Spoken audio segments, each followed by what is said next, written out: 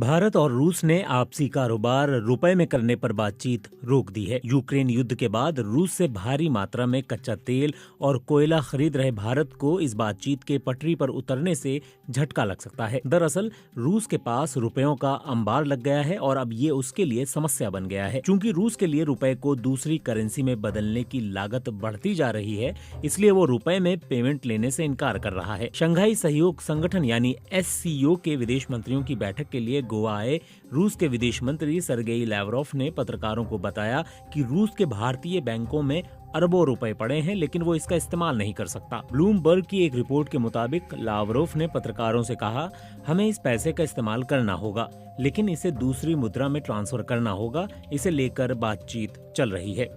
इसका मतलब ये है कि रूस अब अपने तेल, हथियार और दूसरी चीजों का पेमेंट रुपए में लेने के लिए तैयार नहीं है। यूक्रेन पर हमले के बाद लगे प्रतिबंध के बाद से रूस ने ही भारत को रुपए में सौदा करने के लिए प्रोत्साहित किया था। अमेरिका ने उस समय रूसी बैंकों पर प्रतिबंध लगा दिया था। अमेरिका, यूरोपीय संघ समेत दूसरे पश्चिमी देशों की ओर से भी रूसी तेल और गैस पर प्रतिबंध के बाद रूस को अपने तेल के ग्राहकों की तलाश थी। भारत ने भी अपनी ऊर्जा सुरक्षा के लिए रूस से तेल की खरीद बढ़ा दी थी।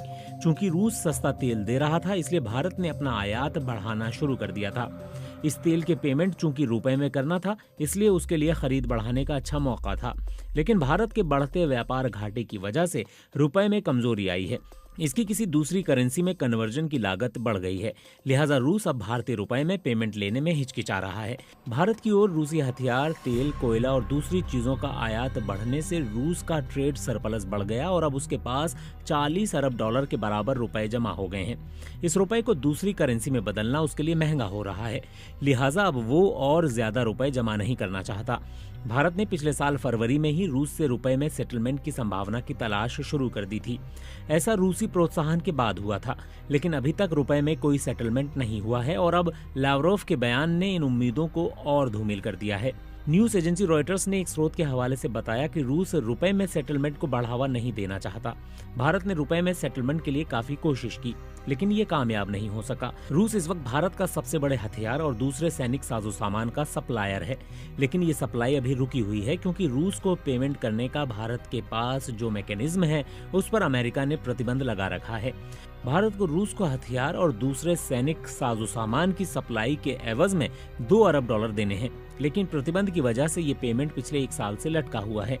भारत को डर है कि ऐसा करने पर वो अमेरिकी प्रतिबंध का शिकार बन सकता है। दूसरी ओर रूस रुपए में पेमेंट लेने के लिए भी तैयार नहीं है।